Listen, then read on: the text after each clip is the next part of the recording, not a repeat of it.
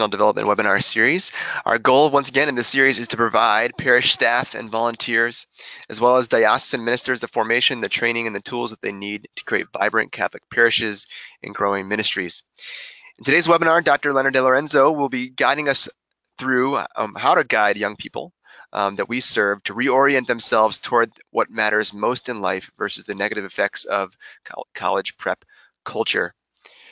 I'm Jared Dees. I'm the Content Marketing Manager at Ave Maria Press, and I'm going to be the moderator for the webinar today. This webinar, first I want to thank quickly before I go through the technical details, our partners in this series, the National Conference for Catechetic Leadership, the National Association for Family Life Ministers, the National Association for Lay Ministry, as well as the National Federation of Priests Councils. This webinar is being recorded, and we'll send a recording out to you later on this week. You can also ask questions to the presenter, and you can see where to ask those questions on your screen here. We will read and get to those, as many of those as we can, at the end of the presentation today.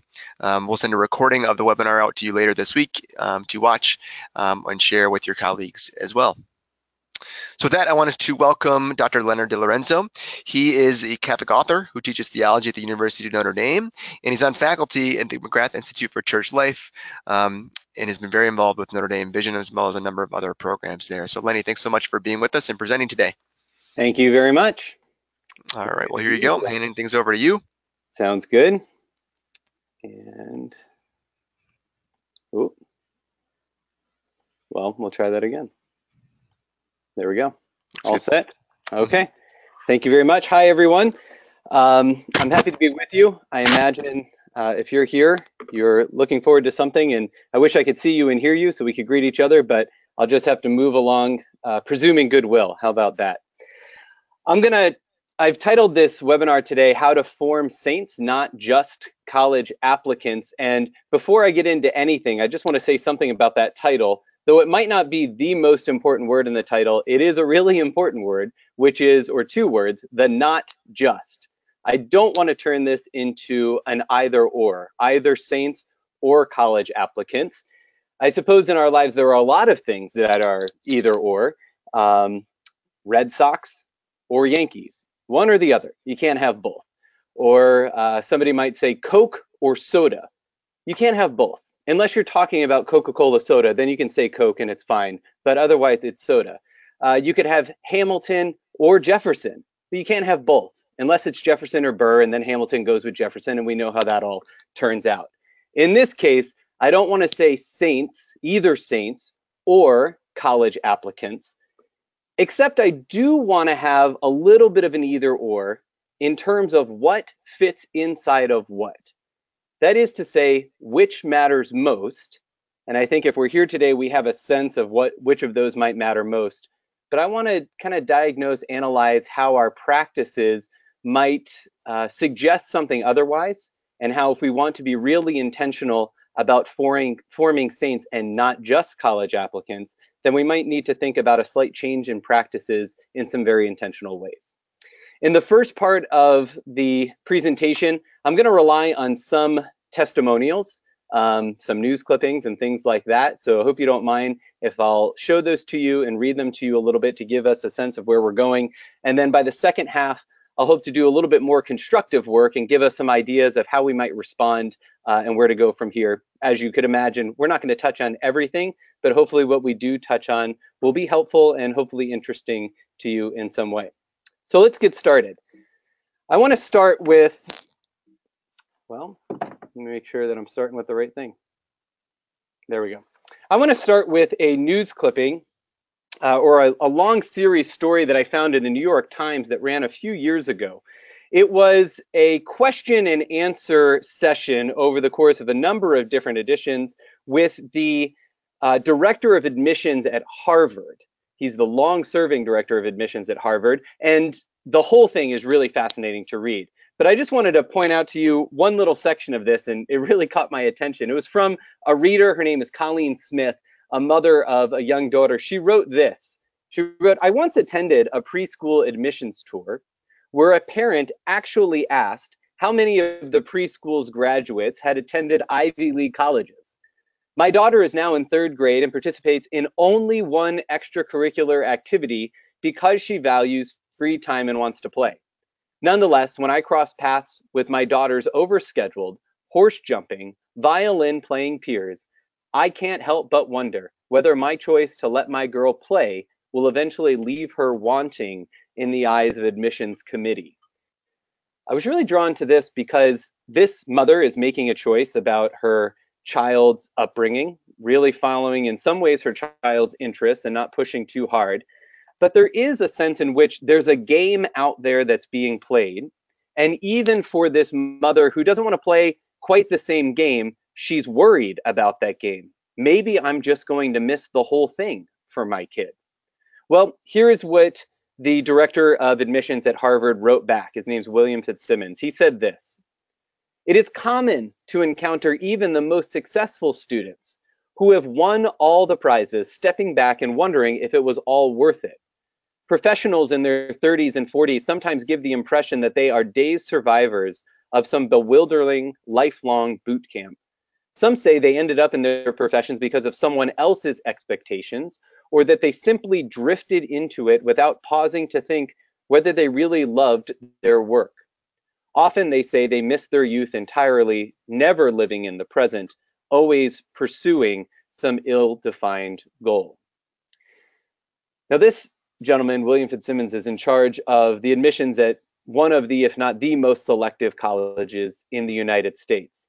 So I think his perspective here is really decisive and interesting, because he's talking about, in some sense, the ones who have won the game. They got in where they wanted to get in. They moved on to the jobs that were most coveted. They're living in the professional life and the career streams that others could only ever hope to reach and usually don't reach.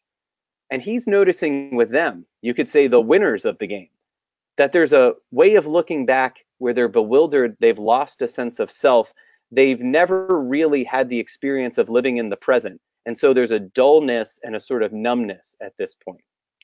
I want to take that as an invitation to enter into a more significant kind of contemplation of what's going on here. And I want to ask a question like this: what game are we asking young people to play? In particular, we saw from this mother, Colleen Smith, as an example of this, she feels like she can sense there's kind of a game out there. I'm not playing it fully with my kid to engineer her childhood towards the metrics of college admissions, but I'm worried about it. Am I missing everything?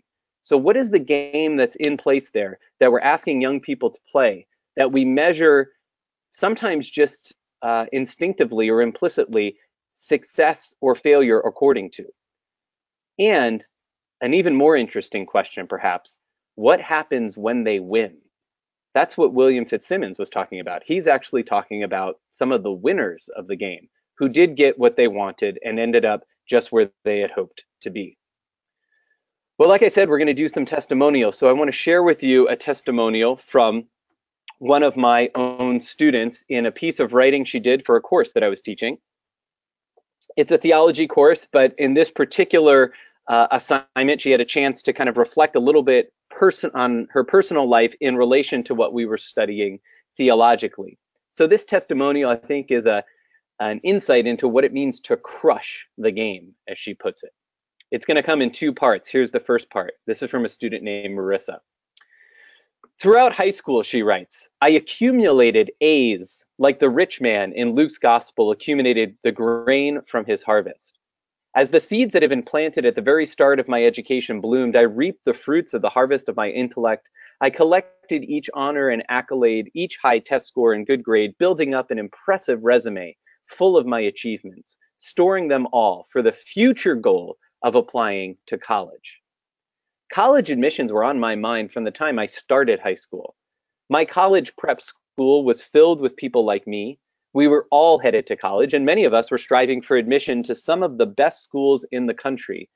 The environment demanded excellence, encouraging my desire and reinforcing the pressure to perform exceptionally well.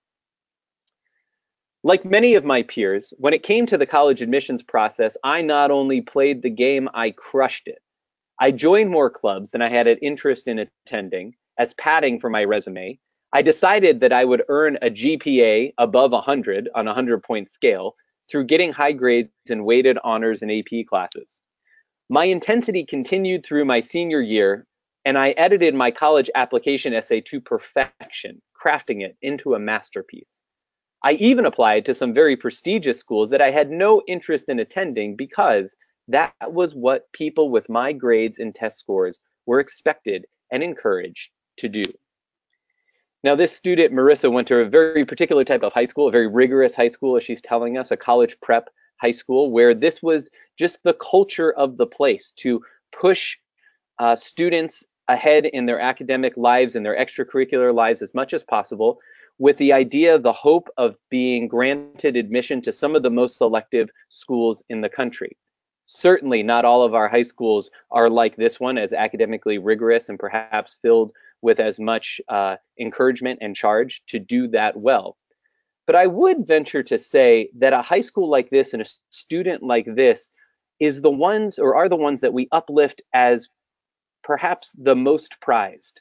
These are the standard bearers, the ones that we implicitly or sometimes explicitly measure everyone else and every other school against.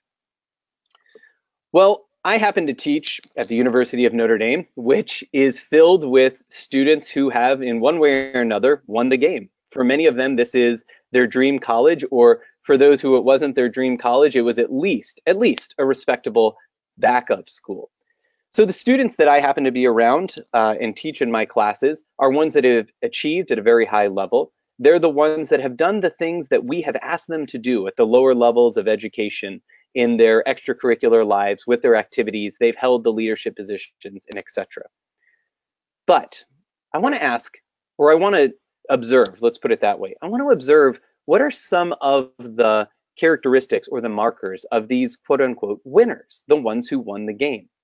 Well, these are some of my own observations and observations that I've shared with others and others have shared with me, and maybe you'll recognize some of them.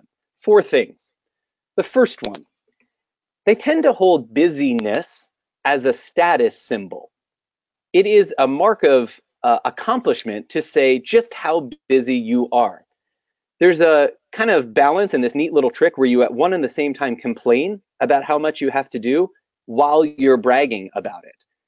There's, and as I put it here, a merit badge too, a little extra star for lack of sleep. That those who sleep a normal human amount are kind of seen as less and weaker. So the less sleep that you're getting and the busier you are, the more you have to do, the greater of a status symbol that is. This is multitasking to the nth degree. And I think we could probably recognize that that's not just a marker of our colleges and universities, but perhaps a marker of our modern lives, where we kind of fall into this, many of us, bragging about our ability to multitask and how much we have to do, even as we complain about it. Secondly, resume lines are like currency. What do I mean by this? Well, they hold certain value. Why do an activity? Well, there's genuine interest in a lot of activities that people do, and even why they take on leadership roles in these activities. But somewhere in the background, there's a sort of calculation going on, and sometimes it's not very far in the background. It's right there in the forefront. A calculation of, what will this look like later? How can I perhaps cash this in?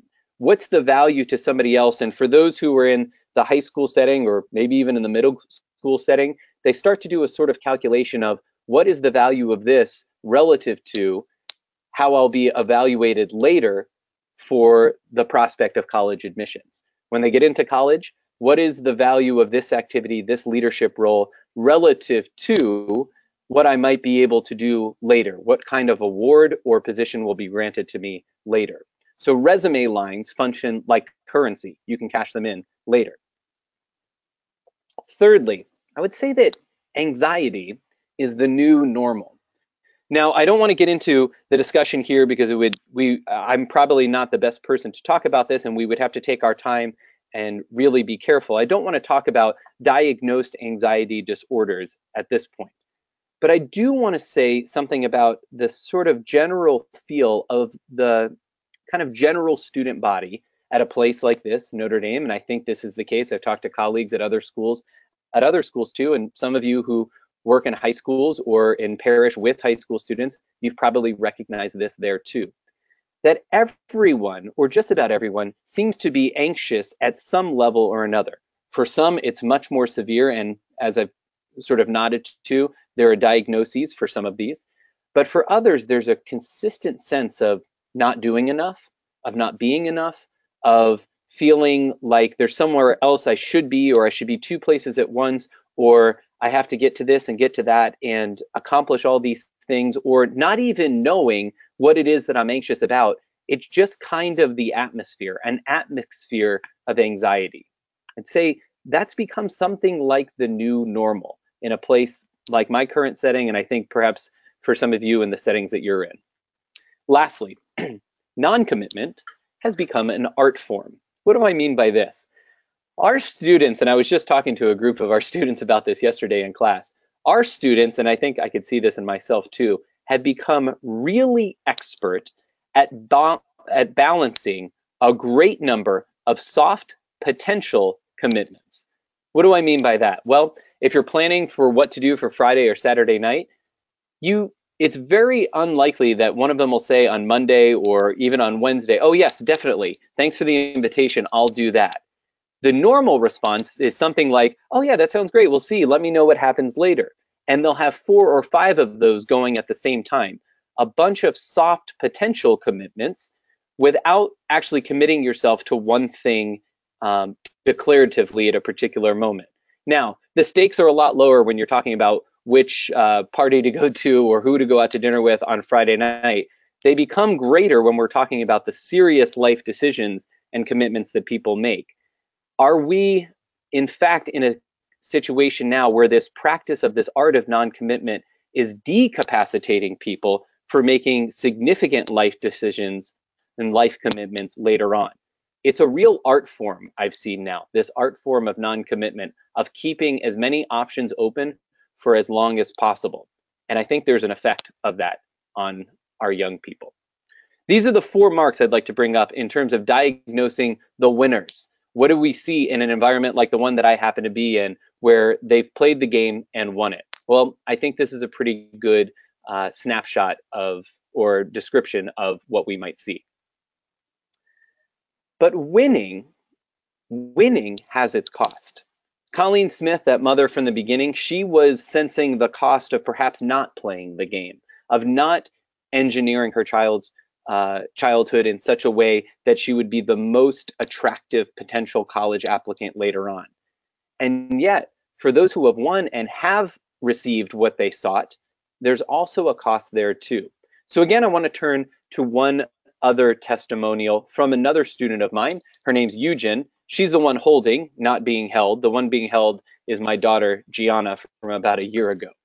Nevertheless, Eugen, in another assignment for a different class than the one I took the excerpt from a moment ago, she wrote this paragraph as she's approaching the end of her college career. She was a junior when she wrote that. She's a senior now. Here's what she had to say.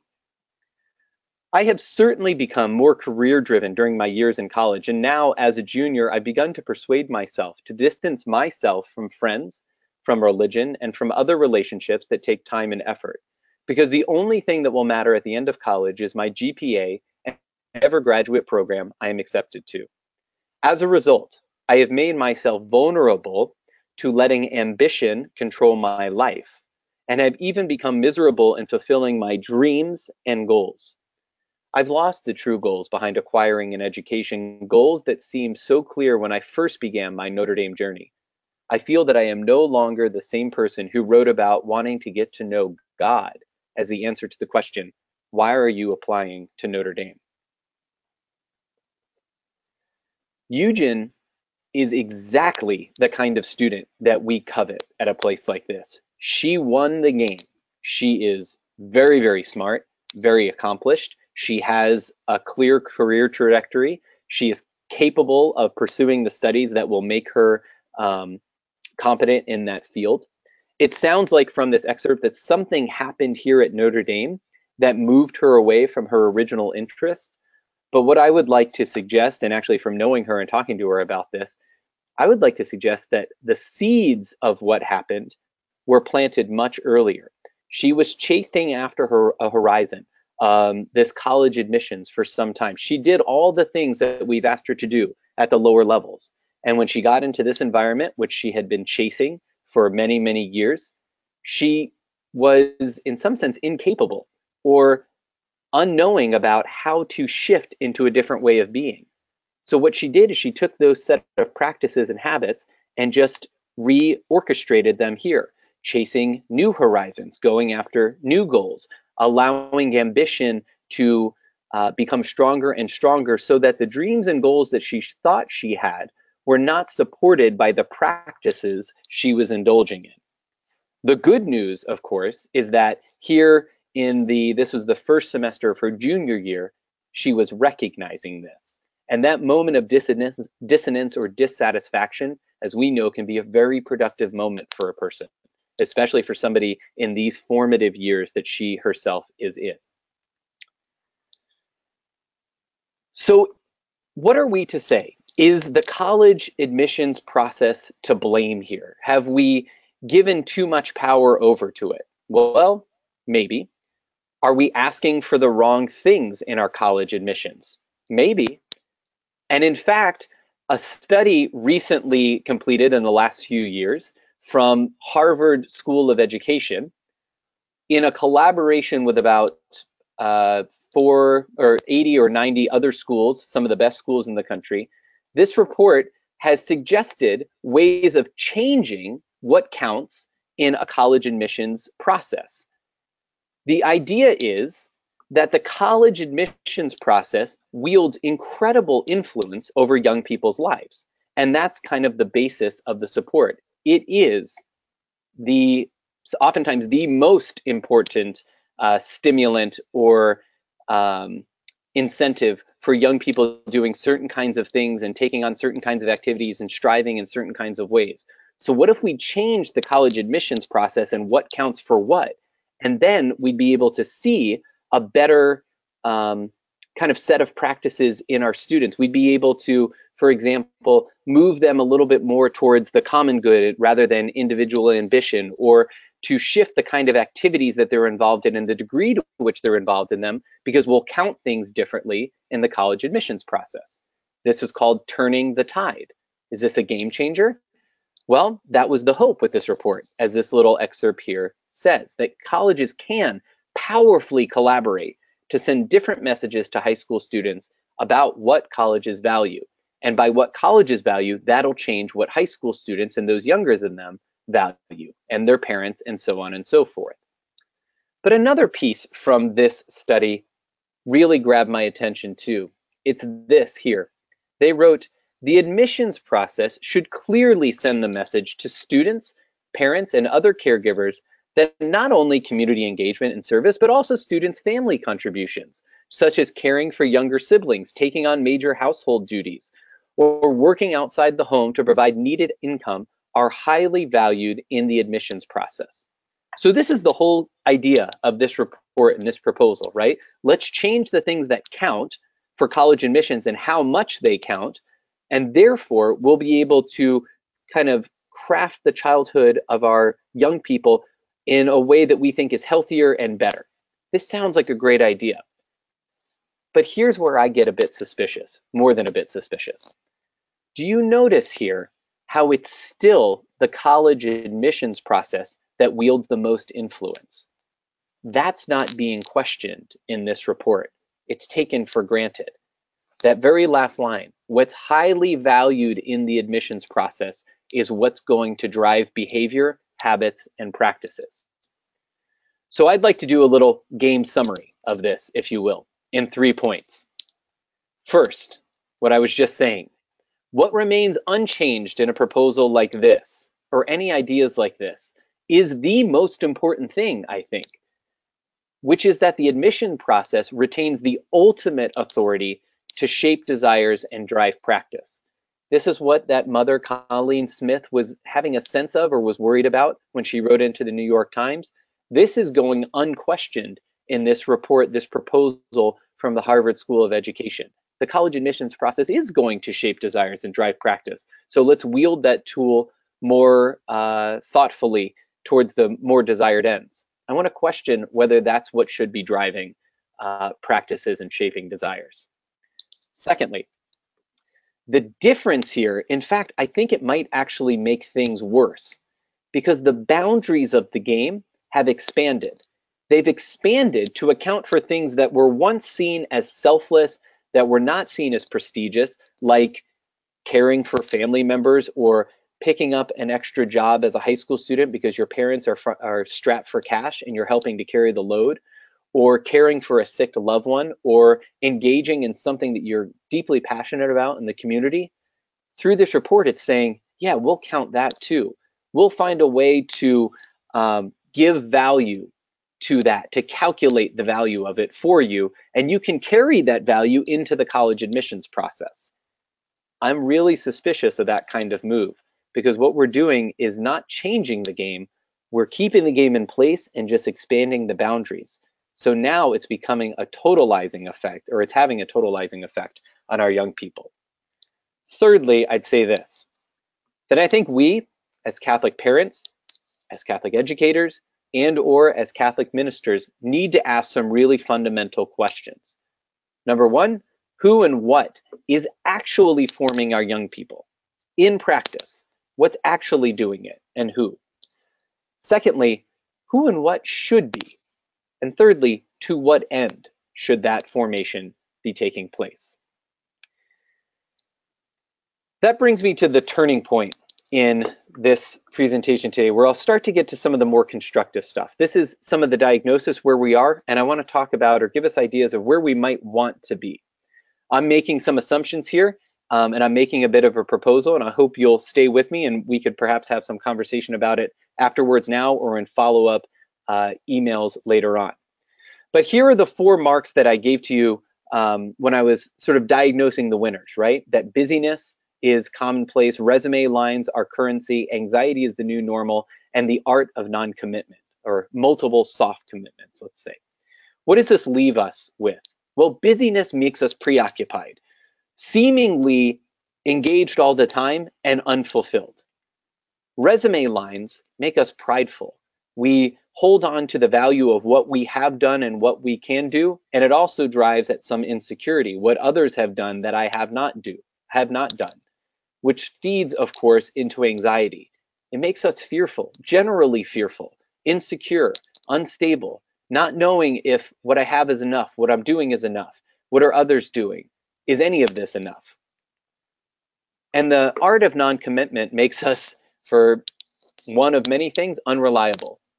The art of following through, which when we're talking about forming disciples, making them capable of vocations, real life commitments, reliability and follow through is right at the heart of that.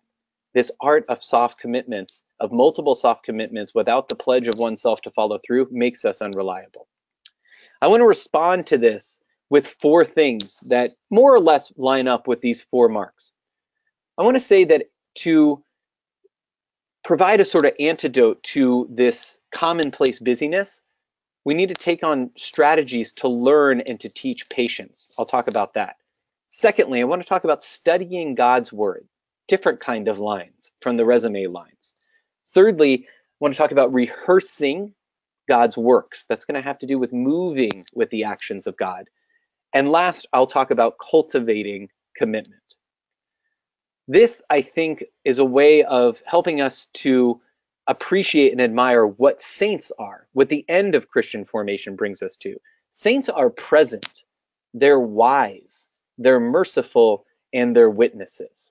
So that's what I have in mind as our horizon here. So let's turn then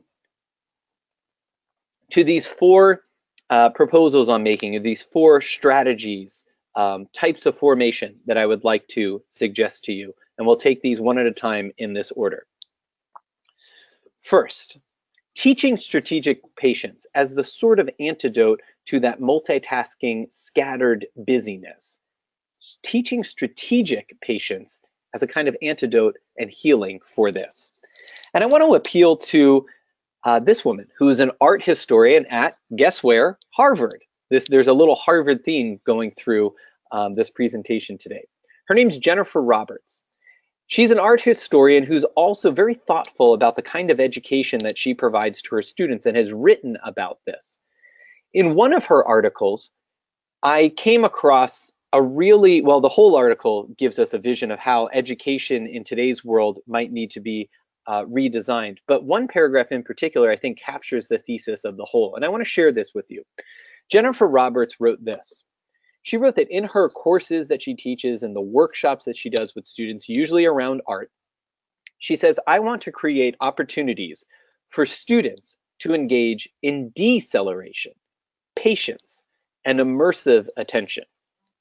I would argue that these are the kind of practices that now most need to be actively engineered by faculty because they simply are no longer available in nature, as it were.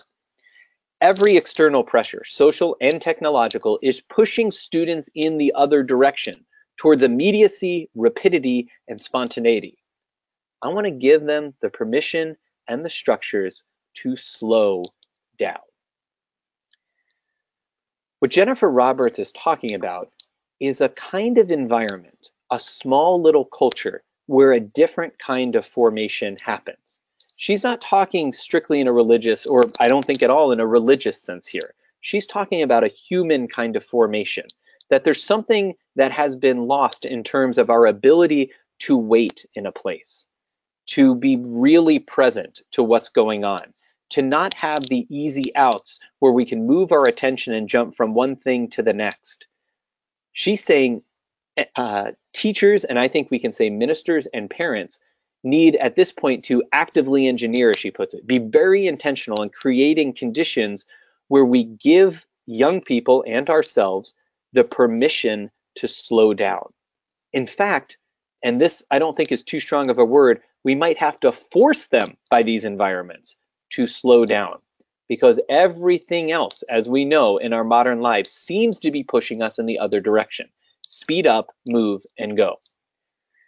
To teach strategic practice, there's a negative side of it, things that have to be taken away, and I think there's a positive side of it, things that are filled in, places that are created.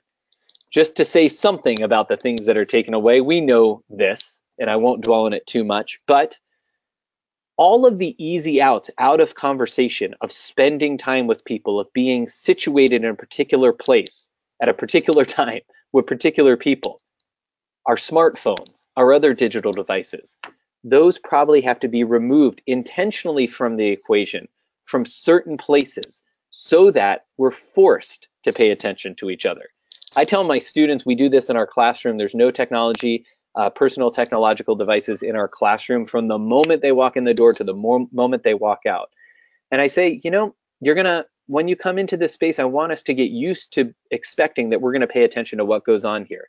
We're going to pay attention to what we studied for the day, to what other people have to say. I'm sorry, you're going to have to pay attention to me, and I'm lecturing. And guess what's going to happen?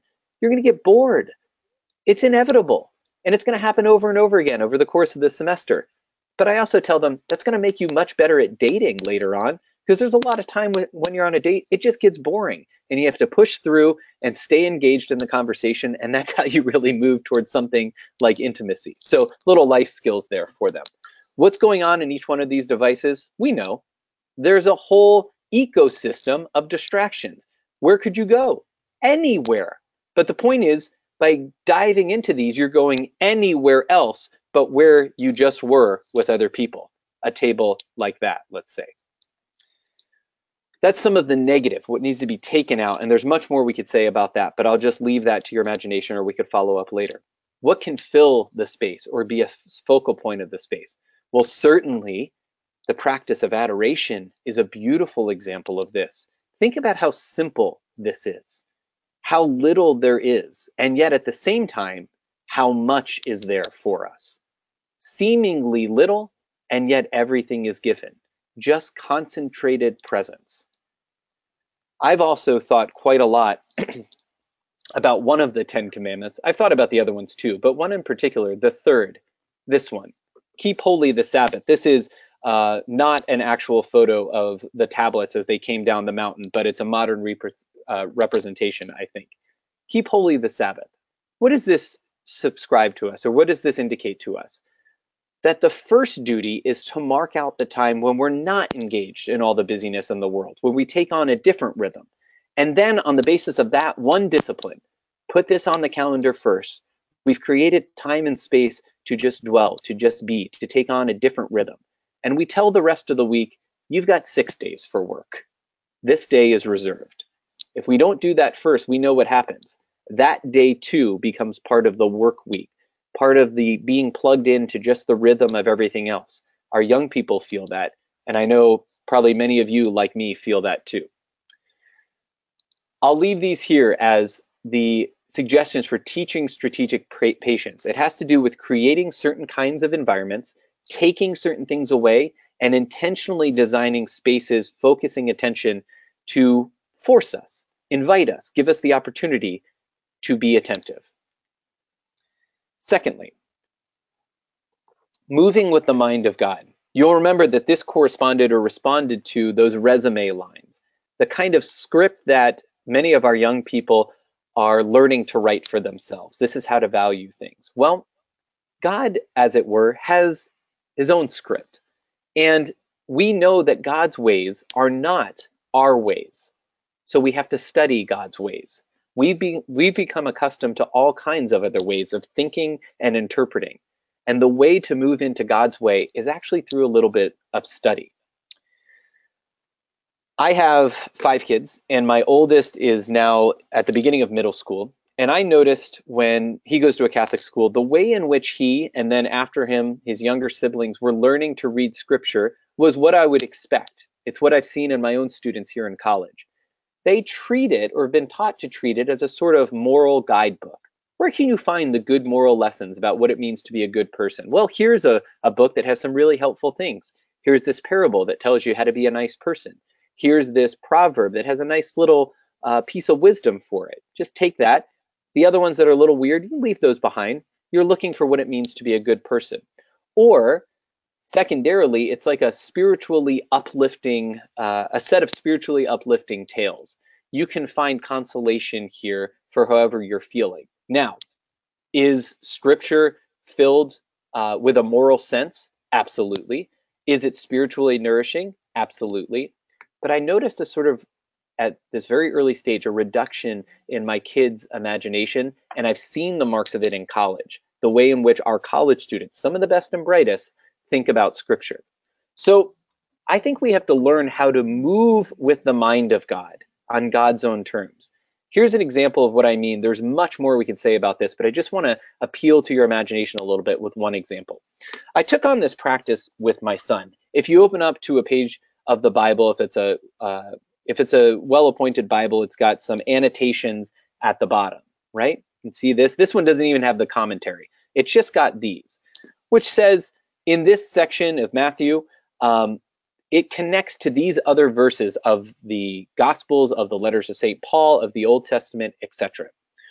Well, for Lent, not this past year, but the year before, I thought with my older son, Caleb, we would just study the 7 last words of Jesus, which you probably know well. I wanted to lead him and kind of allow myself to consider these more fully, to kind of contemplate what is Jesus saying or presenting to us.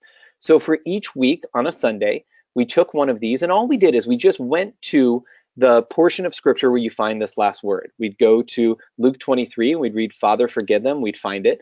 We'd read around it, and then we'd move from there. Here's the way it worked. I'll explain it using I thirst from John's Gospel, John 19. We would read and see the immediate setting. We'd go to John 19. We read around I thirst to see maybe a paragraph or so what's going on there. Then we'd look down into the notes that I just showed you on the screen before to see those annotations.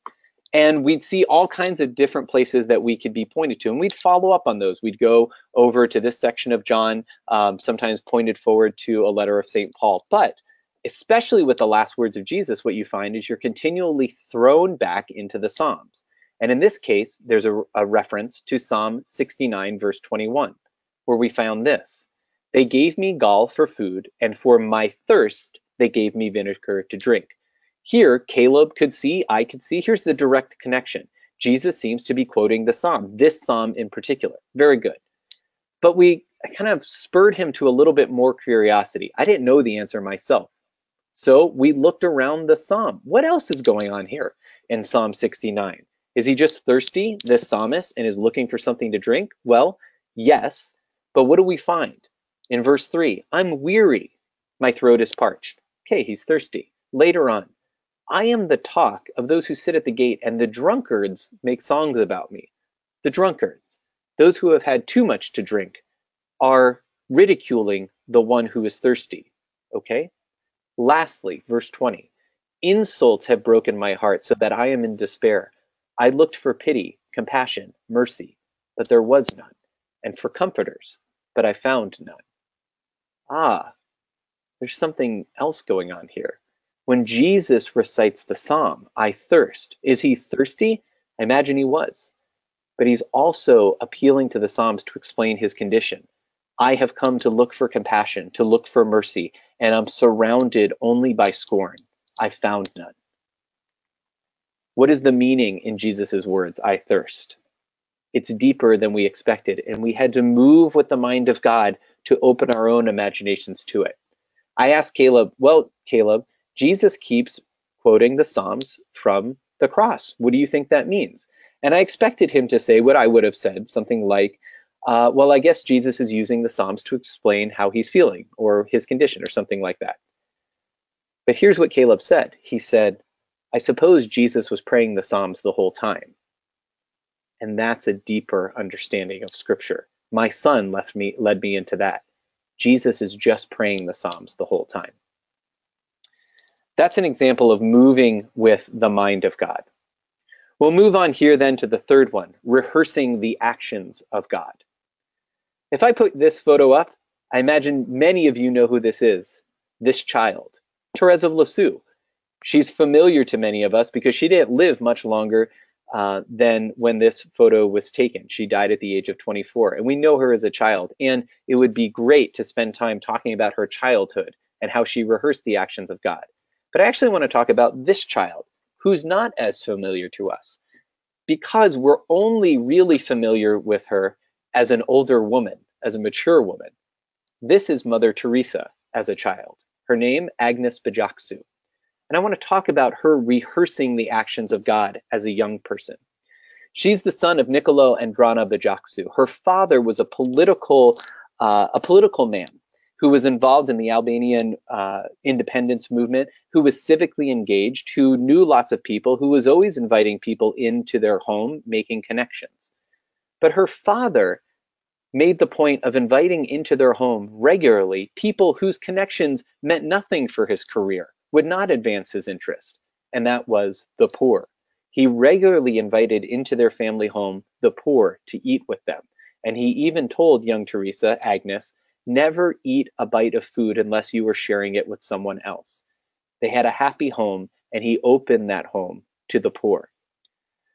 Her mother, Drana, who was widowed in the middle of Agnes's childhood, by the way, had a regular practice of going outside of their home to practice the works of mercy. There was a family of children who were orphaned, who she would regularly care for as a sort of surrogate mother. There was a drunk woman, a habitually drunk woman, chronically drunk woman in their town who everybody else stayed away from, and Drana would go to her regularly to care for her, to clean her, to feed her, and she would take her children with her.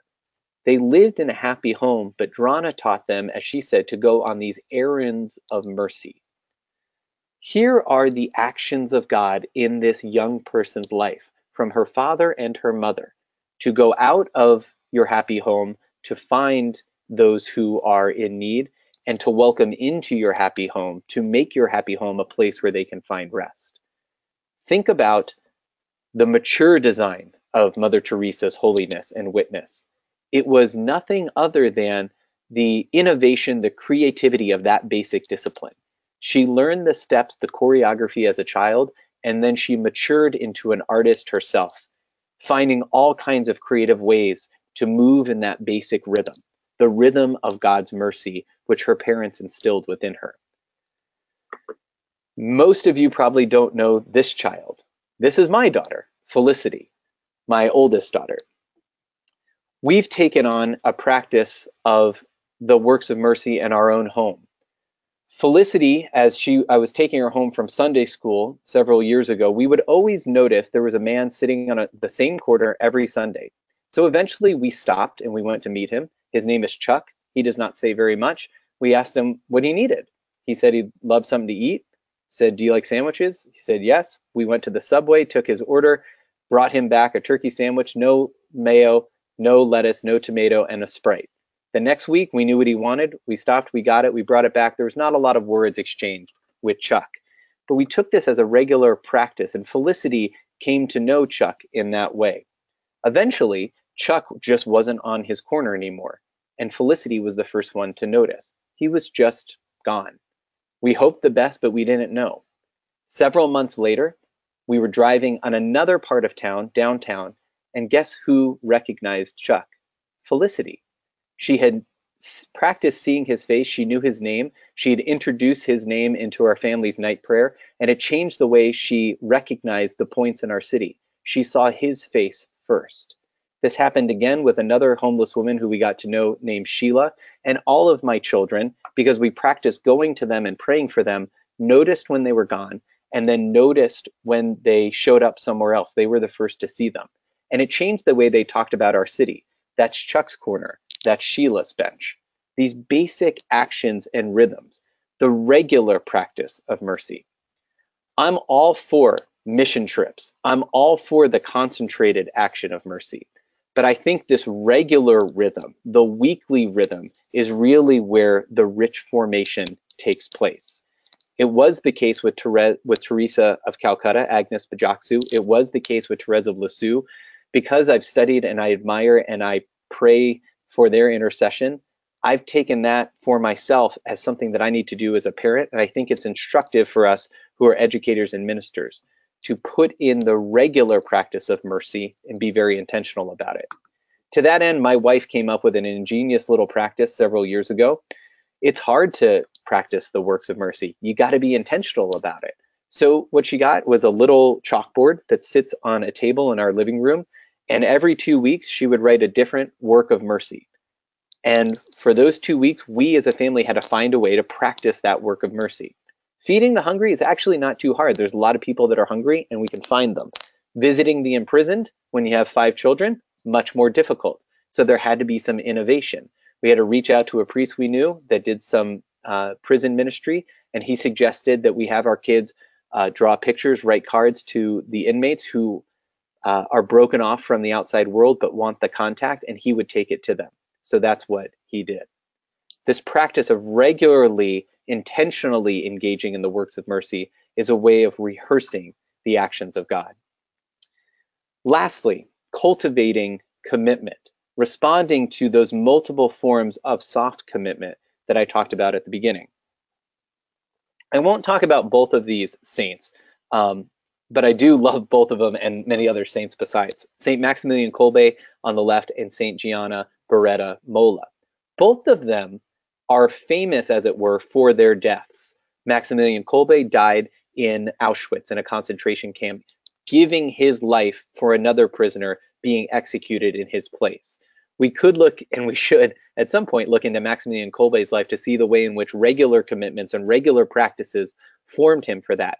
But let's just look at Gianna Beretta Molla, who is famous in some sense for her death too, giving her life for her child in a crisis pregnancy, Gianna Emanuela Molla, her youngest child. I want to focus on Gianna because actually, like Maximilian, she was a skilled and accomplished professional too, not just a saint, somebody who studied and who accomplished things. She was a physician and a very good one. But she was formed in a certain way by her parents, by her participation in the Catholic Action Movement, where she regularly prayed and performed service. She had a strong Marian devotion and a devotion to the Blessed Sacrament. She and her husband, Pietro, fostered their own marriage on their religious practice. And I wanted to share with you what she said to some young, and I believe they were women physicians, as she was giving a talk to them within the Catholic Action Movement. Notice that she's saying, to be a saint, to be a Christian, doesn't mean don't be a good scientist. It doesn't mean don't be a good doctor. In fact, she's saying, look, you're physicians. You need to study your science as well. Just because you're a Catholic physician doesn't mean you should be a bad one. You need to be a great one. because you're caring for bodies. You're caring for people in their illness. You have work to do. You have a commitment to fulfill. But notice what she says here at the bottom after the first three. Well, the third one, take affectionate care. The fourth one, don't forget the sixth person's soul. She has an idea, an image of the whole person. And she knows at the basis of this that the mission isn't just about being a successful physician by the world's standards. It's actually to live out a vocation. It's not ended when the medicines are of no more use. Your job as a doctor is to be involved in the church's movement or accompaniment of this person's soul towards God. She had excellence in her profession, but the basis of her understanding of herself, of what excellence and success means, is what makes her distinctive. She did have a commitment to her profession, but it was within the primary commitment of love, the love of her faith as a formed disciple that gave a sort of structure to what her professional life was. We know this in a number of ways, but one is she had a daily prayer not only to the Blessed Mother, but also to Jesus that she would pray. Here is her daily prayer. Oh Jesus, I promise to submit myself to all that you allow to happen to me. Only make me know your will. My most sweet Jesus, infinitely merciful God, most tender Father of souls, and especially the weakest, the most wretched, the sickest, whom you carry with special tenderness in your divine arms, I come to you to request by the love and merits of your Sacred Heart the grace of understanding and always doing your holy will, the grace of trusting in you, the grace of resting securely for time and for eternity in your loving divine arms. Gianna Bradamolta cultivated commitment to her profession, but also to her religious observances, to her devotions, to adoration, to solitude and solemn prayer, to conversation in the faith, to being present in particular places, to engaging in the works of mercy. And it was through all of those smaller actions and commitments earlier on in her life that she became capable of the greater commitments later on. We're drawing to a close here, and so I just want to remind us of where we were right in the middle. Not just college applicants, though perhaps that's part of our duty too, but in the larger sense, forming saints, letting the college applicant part, the professional part, have its setting or its context within our responsibility to form people as disciples capable of sainthood to live in the life of Jesus. I should also mention, if you don't mind, here at the very end, since Ave Maria has asked me to do this, the book that they have published from me recently, What Matters Most, is where most of the material from this webinar is drawn from. Of course, there's much more in the book, so I'll just put this information up here so you can see it now. And with that, I'll thank you for your time and pass it back over to Jared. Thanks, Lenny. You're welcome. We've got some good questions coming in, and now would be the time to ask additional questions if you like. Let me pull up a reminder of where to find those. There you go. This is where you can enter your questions in, and we'll get to as many as we can today. So before I get to some of the questions that have come in already, can you say a few words about the Synod? You said a couple times in that slide just a minute ago, you said Synod book, and oh yeah, right. Partly with the inspiration for the book. But I think people will be interested to know, since so many people are here working with young people, what's going on in the church in this year. Sure. So as many of you know, the Holy Father has dedicated the upcoming Synod of Bishops to the topic of young people, the faith, and vocational discernment. So the final question or task of that Synod, I take it, is for us as a church to ask, how do we best prepare and capacitate young people to make the decisive life choices as disciples in particular, how to commit themselves in the love of Jesus in response to the gospel, and to live holy, creative lives that are life-giving not only for themselves, but for others. That's a tall task. That's actually the work of the whole church. So by asking how we form young people best, we're also asking, like, what are our own commitments as adults for deepening our faith, for being more strategic in our efforts. So hopefully you kind of get a sense of what I was doing today is trying to think about some of those broader issues, which is actually what I've done in the book, What Matters Most. Great. The first question that came in while you were talking was about, Maria says, how do we motivate students to get beyond that A or amount of schools they're accepted to motivation when they're being told by guidance counselors or societies or their mentors to build their resumes? How do you kind of fight up against that? Yeah, I think this can't be like a retail approach. Like there's one or a couple of us in each of their lives that are saying that doesn't really matter. Focus on something else. I actually think we have to engage in the cultures that are forming our young people. So I really think that Catholic high schools, for example, need to really wrestle with these questions. And it is not enough to say to young people, don't care about those metrics. We have to give them new values to love and to fall in love with. And we actually have to shape our schools and our parishes and our homes in a different way that communicate that message and those values.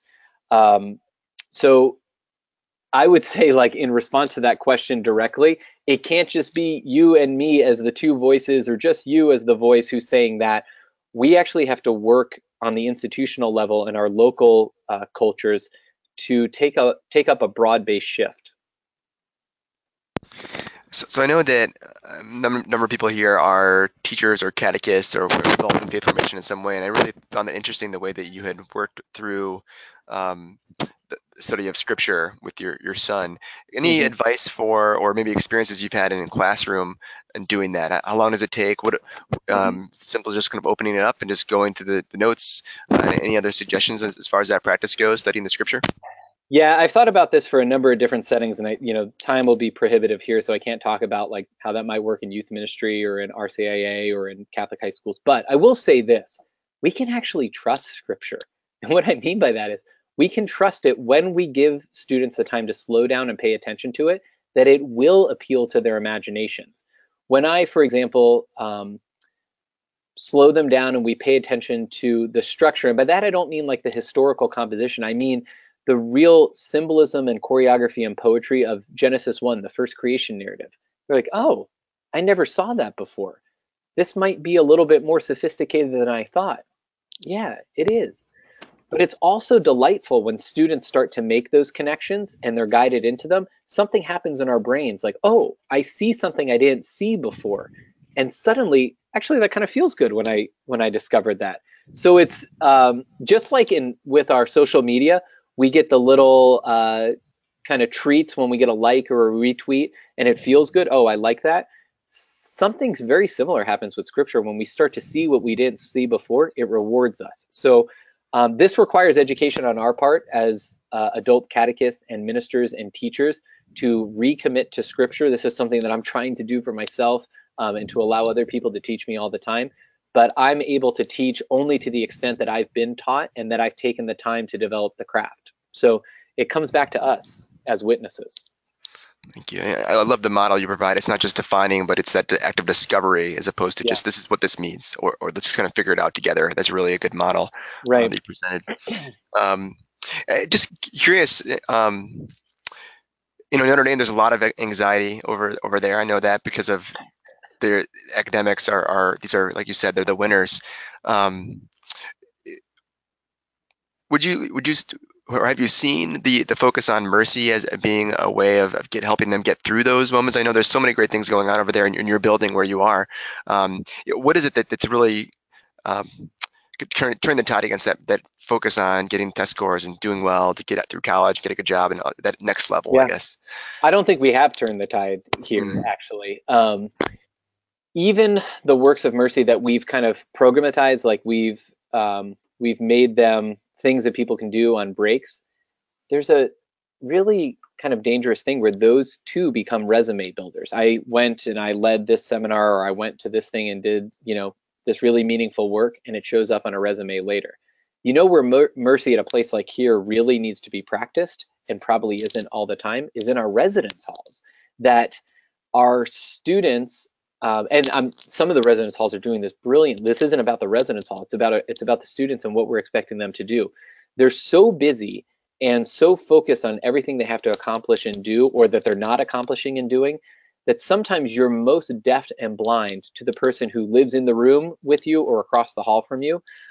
That's the place. That's like the laboratory of mercy. That's home for the students here. Just like in our own homes with our families, that's the place where mercy has to be practiced and developed most of all. And if we're honest, we know that for many of us, or for people we work with and know, the home doesn't become a place of mercy where we take time with each other, where we work out patience, where we give each other the benefit of the doubt, where we practice speaking kindly. So here at Notre Dame, I would say, in the living quarters is where that needs to happen. And I think in general, the home is the place that becomes the culture of mercy, first of all. So this will be the last question because we're running out of time here. But Catherine, that's a great question about engaging parents. How do you engage parents to be more active in helping them achieve those 4 steps? They're so often focused on the resume themselves. How do you work with them? Yeah. This is another aspect where I think we have to draw the village together and start reassessing together. So I know that as a parent, and even as somebody who got theology degrees, and my wife has an MDiv, and we were kind of in, so to speak, we were surprised when we became parents. Okay, so now what do we do? How do we do this? What does it mean to raise our kids? The first time somebody called another parent to ask if our oldest son could spend the night, we're like, oh, we had, for their kid, not for them, but oh, we had never thought about sleepovers and how does that relate to what we're doing in our family life and all that stuff. So we can't form parents effectively when they're already parents. We do need to support parents and give them education when they're already parents, but formation for parenting begins when those parents were young people.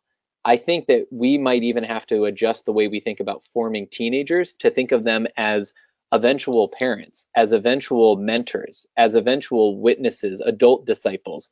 And we have to think about what do we want them to be like, to be capable of, to care about, to practice regularly then, and take our whole approach to ministry on a continuum then and say, okay, so what do we introduce here in the teenage years? Not just to make them, hopefully guide them into holy teenage life, but actually to form them in the basis of what it means to be a holy parent who creates a culture that's filled with faith for their children later on. That's what I recognize in Gianna Beretta Mola, for example, or the parents of Therese of Lisieux, or Maximilian Kolbe, who was a father and, to many, they said, like a mother to the people that he cared for. It started much, much earlier. So there's a lot more to talk about there, but that's what I'll say now. Thanks. I appreciate that response. And thanks everybody for those of you who asked questions, those of you who are here participating, taking some time out of your day. Grateful for the time here and grateful, Lenny, for your time as well. It's great to be here. Thank you. Well, just real quickly, want to, as Lenny said a minute ago, there's a new book that just came out called What Banners Roasted. If you want to get a discount on it, you can do that now if you use the coupon code webinar 417 for today's date. That'll expire next Tuesday, but if you take advantage of it right now or in the next week, you'll be able to get a discount. We'll send this out in the link with the recording as well. Also want to thank once again our partners in this series, the National Conference for Catechetical Leadership, the National Association for Catholic Family Life Ministers, the National Association for Lay Ministry, and the National Federation of Priest Councils. If you're not familiar with them, check out their websites as you can see on the screen displayed here. Also, the webinar is being recorded, and we're going to send a recording out to you later this week. You can find this and all the recordings of all the webinars, over 100 now, at avemarypress.com/webinar-videos. And also on our YouTube channel and Vimeo channels. So thank you so much for your time. We'll be back in a couple weeks with another webinar, but I wanted to look out for an invitation soon for that. Thanks, Lenny, and thanks everybody for being here. Thank you. All right, God bless.